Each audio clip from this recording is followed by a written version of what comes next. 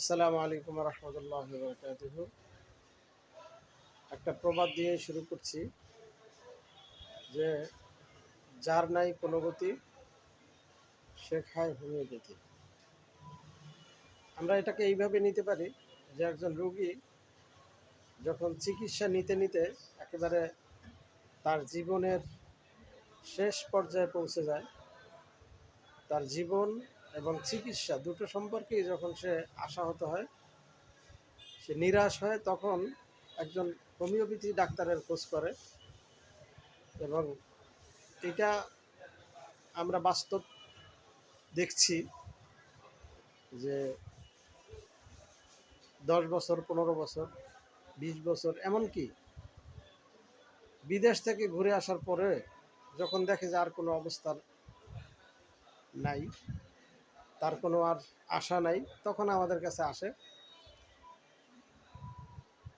আইসা বলে যে সব কিছু শেষ করছি, এখন আপনার কাছে আসছি।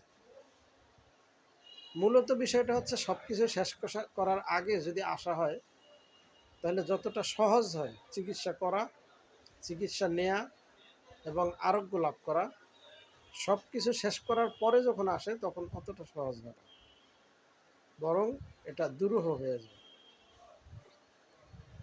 এই জন্য একটা কথা আমাদের সমাজে প্রচলিত আছে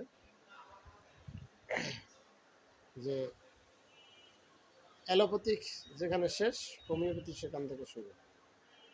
বাস্তবিক পক্ষেই আমার বাস্তব চিকিৎসা জীবনে এরকম অনেক রোগীর চিকিৎসা আমি করছি যে আশাহত হয়ে গেছে, যেখানে সে নিরাশ হয়ে গেছে। আলহামদুলিল্লাহ, আল্লাহ তাআলার মেহেরবানি, চিকিৎসা করার পরে সম্পূর্ণ আরোগ্য লাভ করে।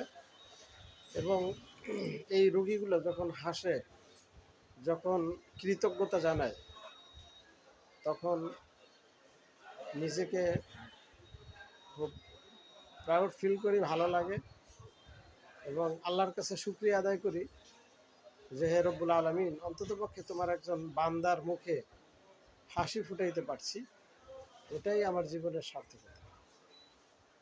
এরকম শত শত রোগীর আমরা উদাহরণ দিতে পারবো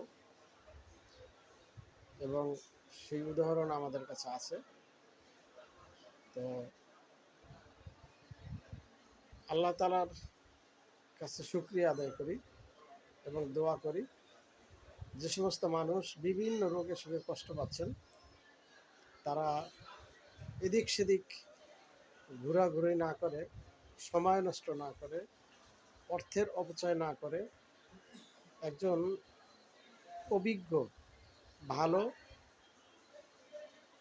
হোমিওপ্যাথিক চিকিৎসকের চিকিৎসা নিন, আপনি ইনশাআল্লাহ আরোগ্য হবেন। হোমিওপ্যাথি নয় শুধু, কোনো প্যাথি খারাপ না, তবে হোমিওপ্যাথি যদি বুঝে শুনে সময় নিয়ে রোগীর সমস্যাটাকে নির্ধারণ করতে পারে, ঔষধটাকে নির্ধারণ করতে পারে, তার শক্তি এবং মাত্রা নির্ধারণ করে সঠিকভাবে যদি ঔষধ প্রয়োগ করা হয়, ওই রোগী ভালো হবে না এটা খুবই কম। এবং আমরা মনে করি সকল রোগী যে ভালো হবে এরকম না। একজন ডাক্তারের কাছে একেবারে 100% রোগী কখনোই আরোগ্য লাভ করে না।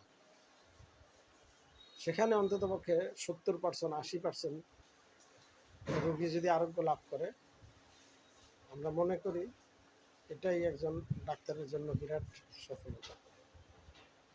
তো আপনারা সকলেই ভালো থাকবেন, সুস্থ থাকবেন এবং রোগের শুরুতেই অবহেলা না করে চিকিৎসা গ্রহণ করবেন, সুস্থ থাকবেন। আল্লাহ তাআলা আমাদের সকলকে সুস্থ রাখুন, ভালো রাখুন। আসসালামু আলাইকুম ওয়া রাহমাতুল্লাহি ওয়া বারাকাতুহু।